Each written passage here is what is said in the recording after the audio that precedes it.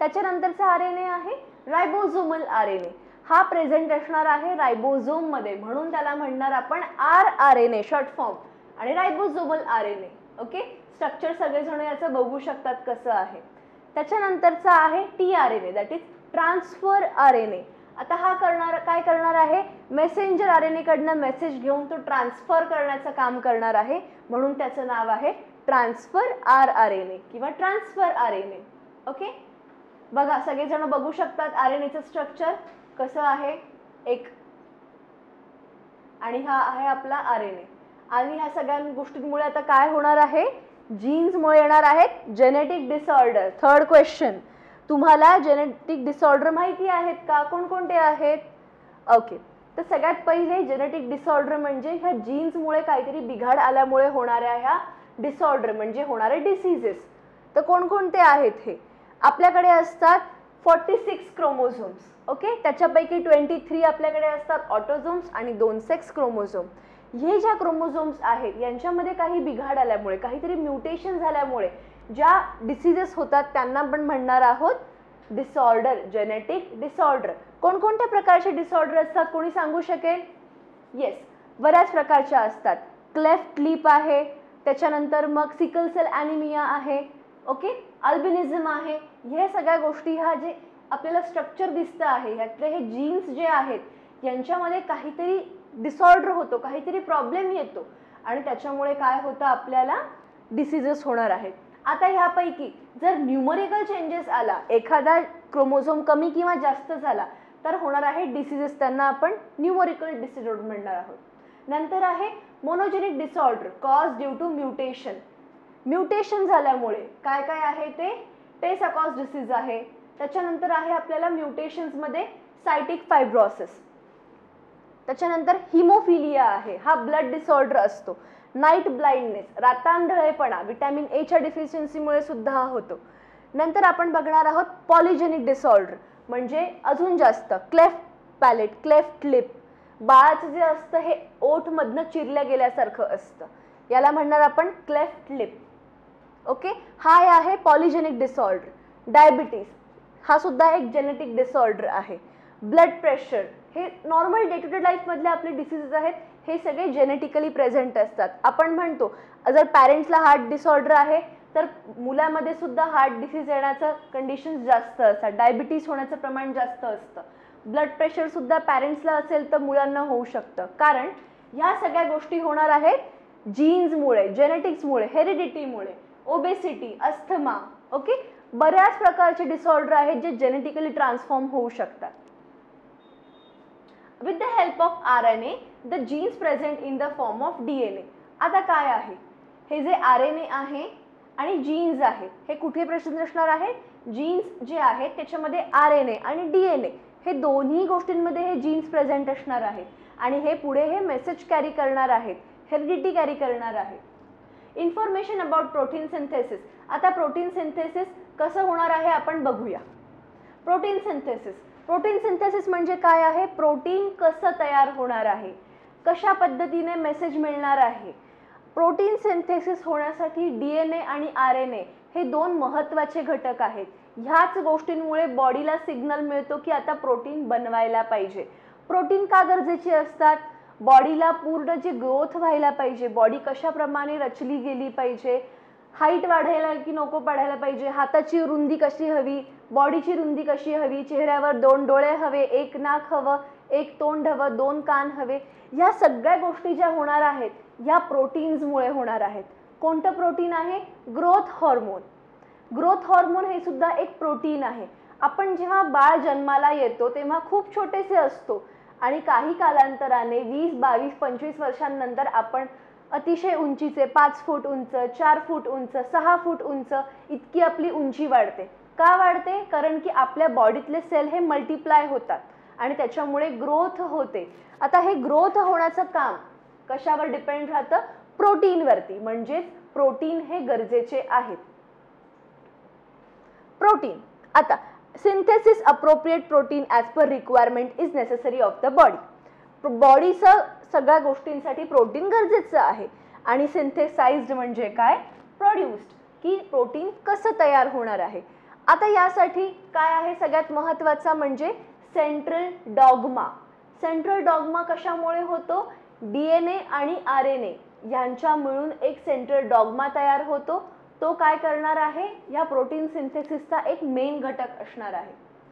mRNA is produced as per sequence of the nucleotide on RNA. आता जो RNA असणार, DNA असणार आहे त्याच्यावरती आता हे 2 स्ट्रँड आहेत बरोबर. आता जो mRNA आहे तो काय करणार आहे? हे जे एक स्टँड आहे त्याच्यावरचा सिक्वेन्स हा mRNA स्वतःकडे कॉपी करून घेणार आहे. ओके. जर आता याच्यावरती आपल्याकडे एक सिक्वेन्स असेल ATGC किंवा ATCG, काहीही सिक्वेन्स असू शकतो कारण की प्रत्येक प्रोटीनचा प्रत्येक जीनचा एक वेगळा कोड असतो.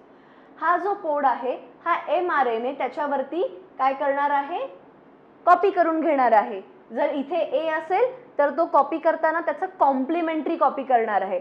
It will copy its the opposite one. If it contains A on the DNA one strand, it will take as a T.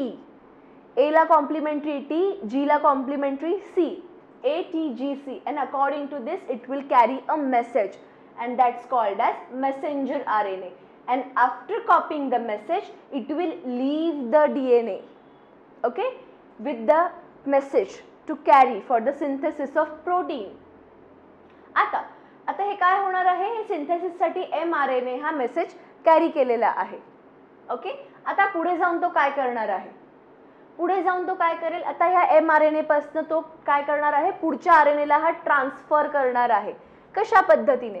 कारण की याच्याकडे काय असणार आहे? RNA कडे युरेसिल असणार आहे थायामिनच्या ऐवजी. त्याने आता हा मेसेज कॅरी केलेला आहे. Beside there is uracil in RNA called as transcription. आणि ह्या प्रोसेसला हा mRNA जे हे घेऊन जातो आहे कॉपी करून मेसेज, त्याला म्हणणार आपण ट्रान्सक्रिप्शन. पहिली प्रोसेस आपली कंप्लीट झालेली आहे. ट्रान्सक्रिप्शन, ट्रान्सलेशन अँड ट्रान्सलोकेशन मधली काय होती ही पहिली प्रोसेस?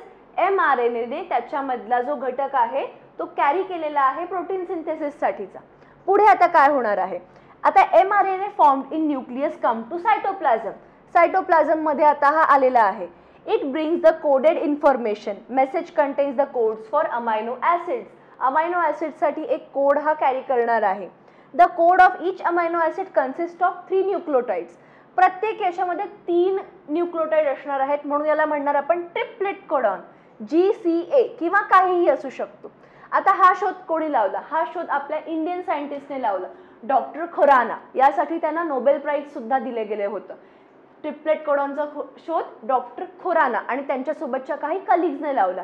या सगळ्यांना नोबेल प्राइज दिलं गेलेलं होतं. ही 20 अमायनो ॲसिड्स मध्ये त्यांनी ट्रिपलेट कोडॉनचा हा शोध लावलेला आहे आणि ही खूप मोठी डिस्कव्हरी होती.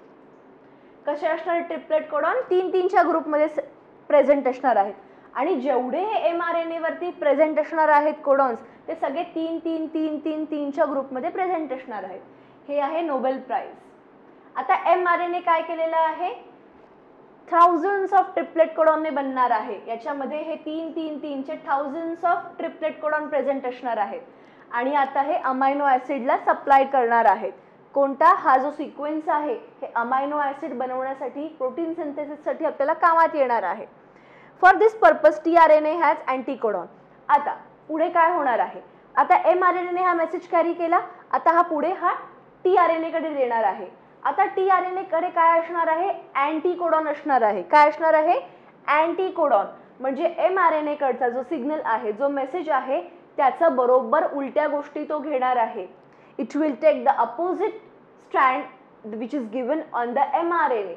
So if the mRNA contains ATGC, then it will have the opposite of that. A for complementary is U, for U complementary is A, for G it will have C, and for C it will have G. The same way it will contain the opposite message of the mRNA. So ultimately what we will get? जेव्हा DNA मध्ये असताना strand मधनं जेव्हा त्याने message carry केला होता तेव्हा त्याने उलटा मेसेज कॅरी केलेला. आता याचा उलटा ट्रान्सफर म्हणजे tRNA करणार आहे. म्हणजे अल्टिमेटली DNA मधला जो मेसेज होता तो आता tRNA वरती आलेला आहे. कळलंय सगळ्यांना? नेक्स्ट याला म्हणणार आपण ट्रान्सलेशन.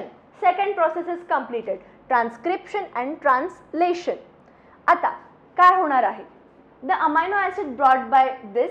आता हे जे अमायनो ॲसिड्स आलेले आहेत त्यांचं काय होणार आहे, पेप्टाइड बॉन्डिंग होणार आहे, peptide bonds with the help of RNA. आता हे जे अमायनो ॲसिड्स आहेत हे पेप्टाइड बॉन्ड फॉर्म करणार आहेत RNA सोबत, आणि हे सगळं आता कुठे होणार आहे, सायटोप्लाझम मध्ये होत आहे. ओके, याला म्हणतात अमायनो ॲसिड्स. हे असे दिसतात peptide bonds. During the process ribosome keeps moving from one to end to mRNA. आता हे जे दोन एंड आहेत रायबोझोम मध्ये, ह्या वन एंड पासून दुसऱ्या एंड पर्यंत काय करणार आहेत, हा जो rRNA आहे हा सारखा सारखा फिरणार आहे, म्हणून त्याला म्हणतात rRNA. Okay, this is rRNA. Okay, काय करणार आहे, एका एंड पासून दुसऱ्या एंड पर्यंत सारखा सारखा तो मूव्ह होणार आहे, कोणता, mRNA. आणि याला म्हणणार आपण ट्रान्सलोकेशन. काय आहे, लोकेशन सारखं सारखं चेंज करतो आहे हा, one end to another end, म्हणून दिस इज ट्रान्सलोकेशन. 3 प्रोसेस महत्त्वाच्या होत्या या, ट्रान्स्क्रिप्शन, ट्रान्सलेशन अँड ट्रान्सलोकेशन. आता this protein control various functions in the body in living organism. Living organism मधल्या सगळ्या ह्या ज्या प्रोटीन सिंथेसिस सारख्या मोठ्या मोठ्या घटना आहेत, हे जे ट्रान्स्क्रिप्शन, ट्रान्सलेशन, ट्रान्सलोकेशन आहेत हे कॅरी करणार आहेत. Living organisms can produce new individual like themselves. आणि म्हणूनच जे लिव्हिंग ऑर्गॅनिझम असतात हे त्यांच्यासारखे दुसरे घटक तयार करू शकतात. यासाठी अमायनो ॲसिड्स म्हणजेच प्रोटीन्सची आवश्यकता फार मोठी असते.